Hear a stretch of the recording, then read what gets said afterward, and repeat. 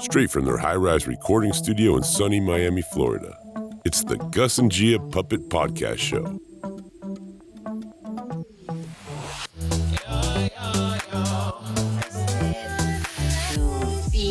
That would be 24. 24, right. Yeah. You're so good at math. Thanks, Gus. Yeah. Here's Gus and Gia. Hey, Gus, we're on. Okay. Hello, everyone. Welcome back to another podcast with Gus and Gia. I'm Gia, your host. And as always, I'm here with my fun-loving and sometimes goofy brother Gus. Hey, it's your fearless, okay, maybe slightly fearful brother Gus here, ready to tackle another important topic with my serious but awesome sister, Gia. Thanks, Gus. Today's topic is one that everyone can relate to. Handling fear. We all have things that make us scared. Whether it's a spooky movie, a big presentation, at school or just in public, or even just the thought of trying something new. Or like the time I was convinced there was a monster under my bed. Spoiler alert, it was just a bunch of socks I hadn't put away. That sounds about right, Gus. But fear is something that we all experience. And it's important to know how to face it. So today we're going to talk about what fear is, why it happens, and how we can handle it in a healthy way. You know, Gia, fear isn't always a bad thing. Sometimes it's our body's way of telling us to be careful or to pay attention to something important. Exactly, Gus. Fear can be useful because it helps keep us safe. But sometimes our fears can get in the way of doing things that we want or need to do. That's when it's important to know how to manage them. Yes, let's explore some more. Yeah, so what is fear? Well, fear is a natural emotion that we feel when we think something bad might happen. It's our body's way of preparing us to either fight the danger, run away from it, or sometimes even freeze in place. You mean like when I freeze every time I see a spider in the bathroom? Yes, exactly like that. Your body is telling you, hey, there's something here that might be dangerous. Even though most spiders aren't actually harmful, your brain is trying to protect you just in case. That makes sense. So fear is like our own personal alarm system. But sometimes it goes off even when there's no real danger. Right. And that's why it's important to learn how to handle fear so it doesn't stop us from doing the things we want to do or need to do. So, Gia, what are some common fears people have? Well, there are a lot of different fears. Some people are afraid of the dark. Others might be scared of heights, spiders, or even public speaking. Fear of the unknown is also very common, like being afraid of what might happen if you try something new. I can relate to that. Remember the first time I tried riding a bike without training wheels? Yes. I was so scared, I thought I'd fail for sure. And guess what? I did fall a lot, but eventually I got the hang of it. And that's a great example, Gus. Sometimes facing our fears means taking a risk and trying something, even if we're afraid of failing at first. The more we practice, the less scary it becomes. Yeah, and I think that's true for a lot of things. Like speaking in front of a crowd. It can be really scary at first, but the more you do it, the easier it gets. Exactly. A lot of our fears come from worrying about what might happen. But often, when we actually face our fears, we realize that they're not as bad as we thought. It's like our minds sometimes make the fear bigger than when it really is, right? Yes, that's exactly it. Our imagination can sometimes take over and make things seem scarier than they actually are. But once we face those fears, we often find that we're stronger and braver than we thought. Like me, I'm brave and strong. Yes. And now that we know what fear is and why we have it, let's talk about some ways to handle it. Great idea, Gia. So what's the first step? That's a great question. Well, tip number 1, take a deep breath. Let's do one right now. When we're scared, our heart might start racing, and we might feel like we can't think straight.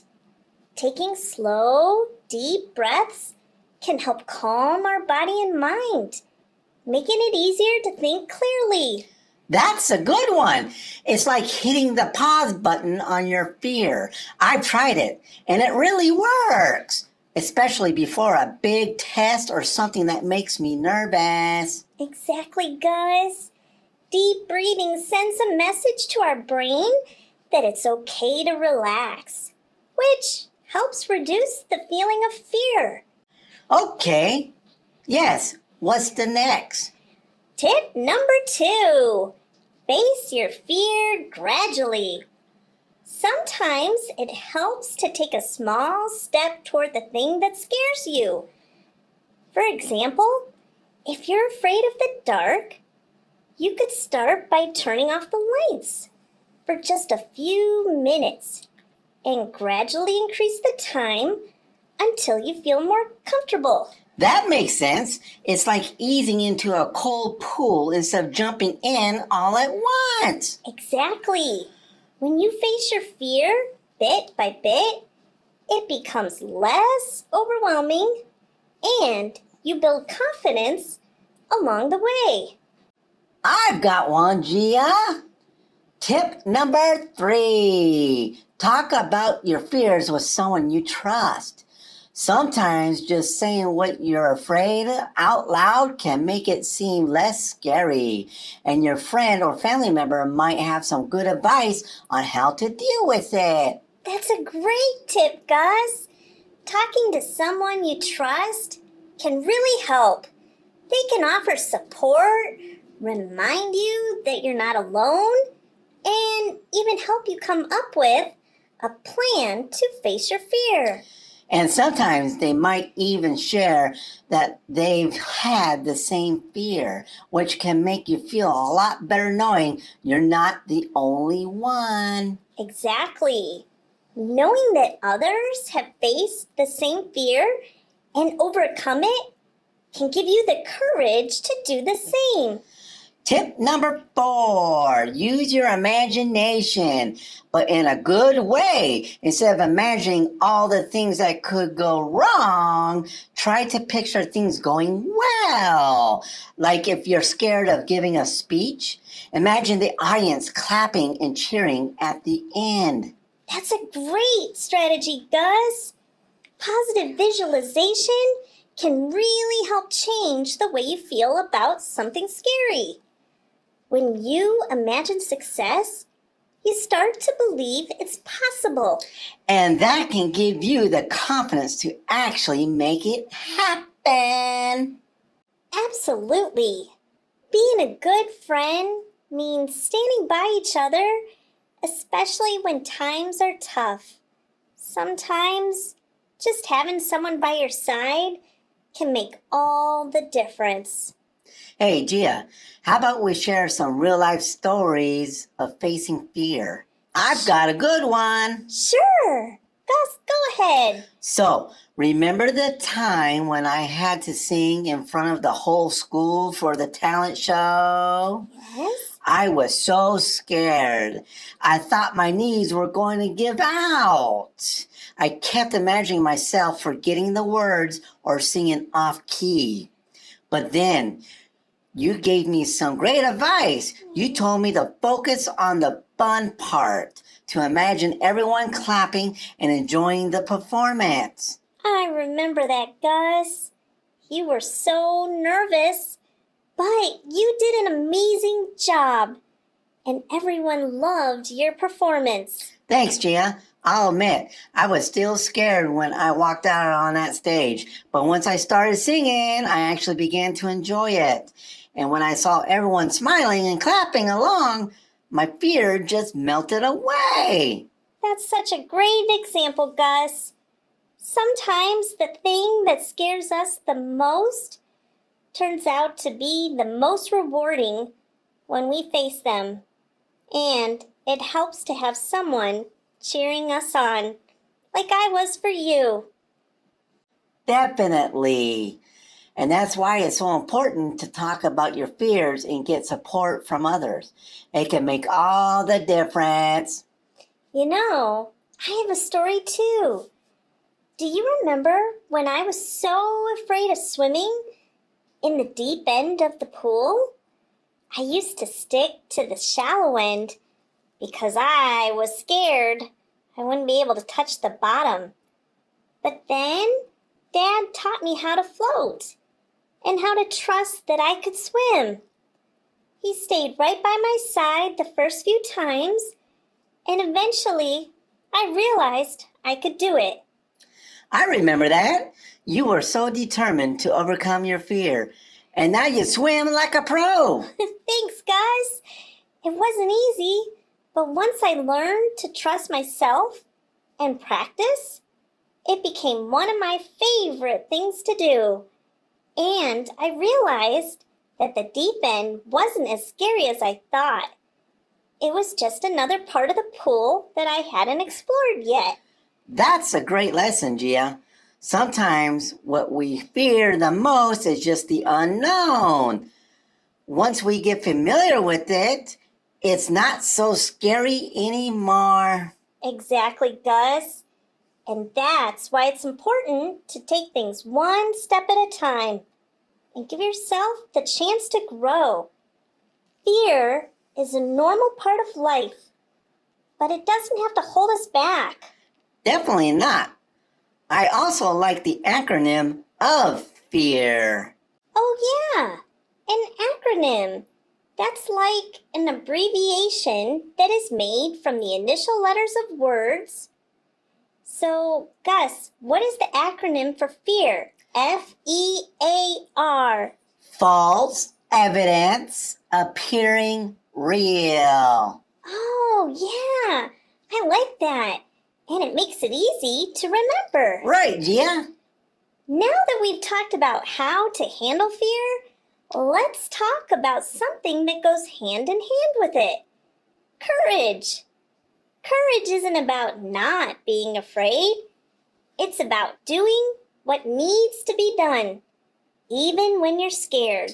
Yeah, like when firefighters run into a burning building or when someone stands up for a friend who is being bullied. They're probably scared, but they do it anyway because it's the right thing to do. Exactly, Gus.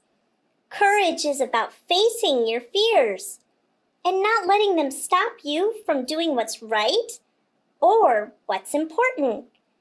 And courage can be found in all kinds of situations, big and small. Like trying something new, even when you're nervous about it. Or speaking up in class when you have a question, even if you're worried about what others might think. Yes, Gus. Courage can be as simple as taking that first step towards something that you want to achieve, even if it feels scary. It's about believing in yourself and your ability to handle whatever comes your way. And sometimes courage means asking for help when you need it. Like we talked about earlier, it takes a lot of bravery to admit when you're scared or when you need support. Absolutely, Gus. And that's something we should all remember. Being courageous doesn't mean you have to do everything on your own. Sometimes the bravest thing you can do is reach out to others. And when you face your fears, you often find that you're stronger and more capable than you ever thought. Exactly, Gus. And each time you face a fear, it becomes a little easier to handle the next one. Courage grows with each step you take. Roger that. I'm on board with this. So, to all our listeners out there, we want to encourage you to face your fears. Remember, it's okay to be scared, but don't let that stop you from trying new things, asking for help, or standing up for what you believe in. Yeah, and just like we've talked about today, there are lots of ways to handle fear, whether it's taking deep breaths, facing it gradually, or talking to someone you trust. You've got this!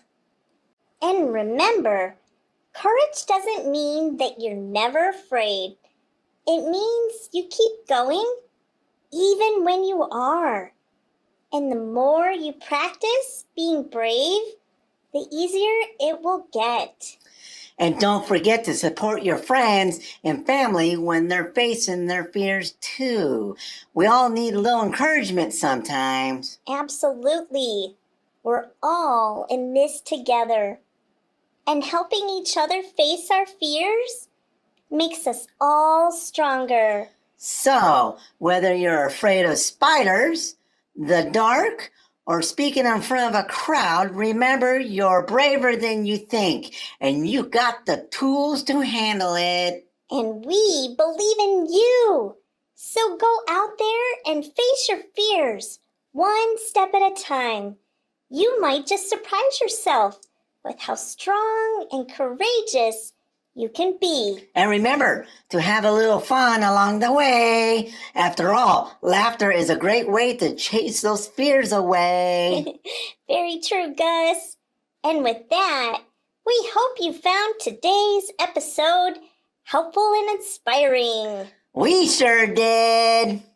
Until next time, remember, face your fears, be courageous, and always support each other. And don't forget to laugh, because sometimes a good joke is all you need to make those fears seem a little less scary. Like your dad jokes, Gus? Exactly. So here's one for the road. Why don't skeletons fight each other?